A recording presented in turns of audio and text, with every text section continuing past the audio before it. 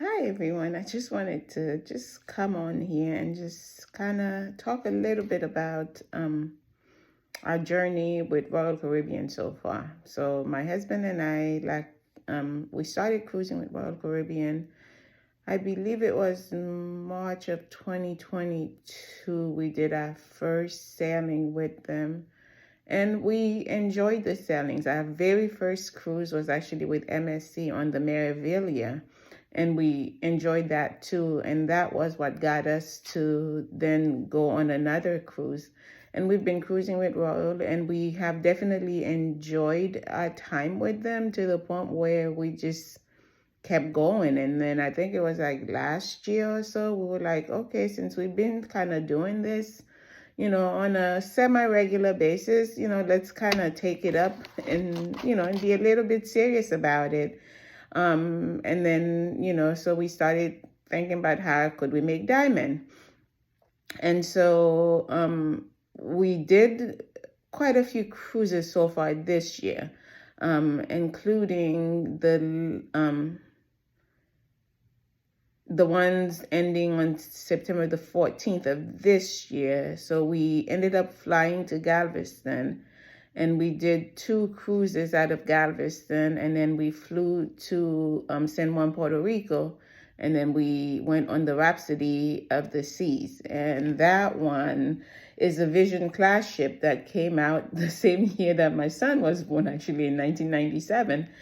And this was by far the oldest ship that we had been on. And so it was a little bit different than what we were used to. We've normally sailed on bigger ships.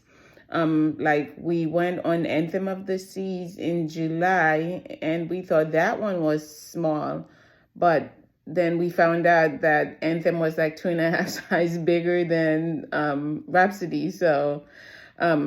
But anyway, part of the reason that we did choose to sail on Rhapsody of the Seas was that the itinerary. The itinerary was like the top reason that we chose that particular ship, because we hadn't been to Southern Caribbean and we wanted to have that experience. We had once sailed to Puerto Rico, San Juan, but hadn't done, anything outside of Eastern and Western Caribbean, and we wanted to experience Southern Caribbean.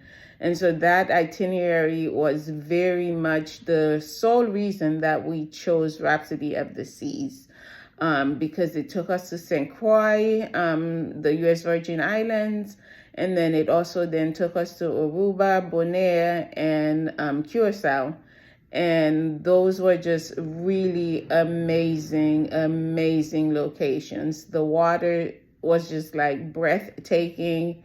The people, well, we only really met the people on the tours, but they were lovely individuals. And the country themselves, look amazing. Like if I had the money and the resources, I would move to one of those islands, But part of the reason that we did want, we were doing all those cruises this year was that we wanted to make diamond. And guess what? We did. We made diamond. We got the coveted diamond. And then on top of that, we actually got a little kind of bonus surprise, actually. I guess because we had done so many cruises, at the end of the Rhapsody cruise, we actually got a few bonus points, and that totaled to like 21 points. And so that placed us at like 117 points. So now it's it's almost like there's a bug kicking in, right? You're so close to Diamond Plus, you might as well go for it. So we'll see what the year has, ahead. We do have cruises planned all the way up until, I believe, there's one ending, transatlantic, ending in May.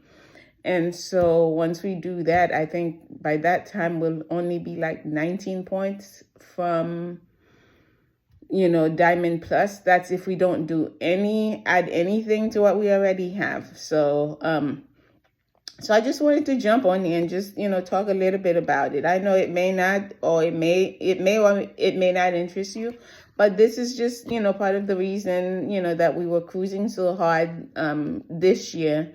Because this year has definitely been the most cruises that we have done, and we still have quite a few more to go, including we are actually sailing with Princess at the end of the year.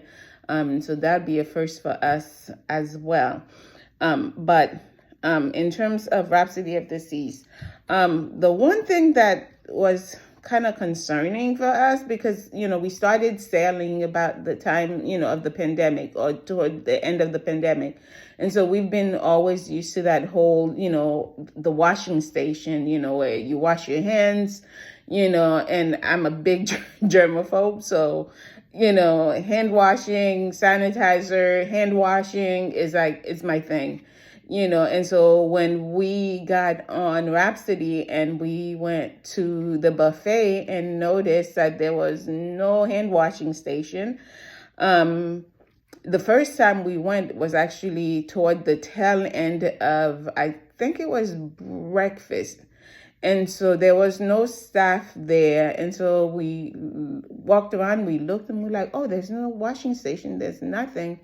But then the next time we went, I think it was for dinner, we did see that the so-called washy person was, there was, staff members, pumping hand sanitizer, and reminding people to wash their hands and stuff like that, or at least sanitize their hands.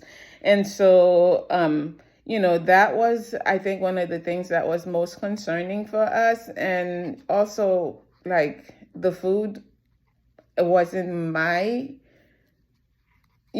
it was because I had been cruising for like 3 weeks straight, and by that time I was just done. And so I was like, I just wasn't feeling the food on there, but that's what I just wanted to touch base, that, we sailed on Rhapsody of the Seas, and the main reason that we sailed on Rhapsody was for the itinerary, because the itinerary was just really, really nice. And the ship itself is an older ship. Like I said, it's been around since my son was born. So, it's a bit old. A lot of the passengers were actually on decks 3 and 4. We had a junior suite, and we stayed on deck 8, I believe it was. And the room itself was nice. It was, it was enough space. But I thought the furnishings were old. The furnishings were definitely giving older, that needed an upgrade, didn't quite feel like a suite, except I guess because we had a bathtub, but yeah, everything else was just really small. I guess quaint maybe might be the word. Walking from point A to point B was super easy, so didn't have to get that many steps in, right?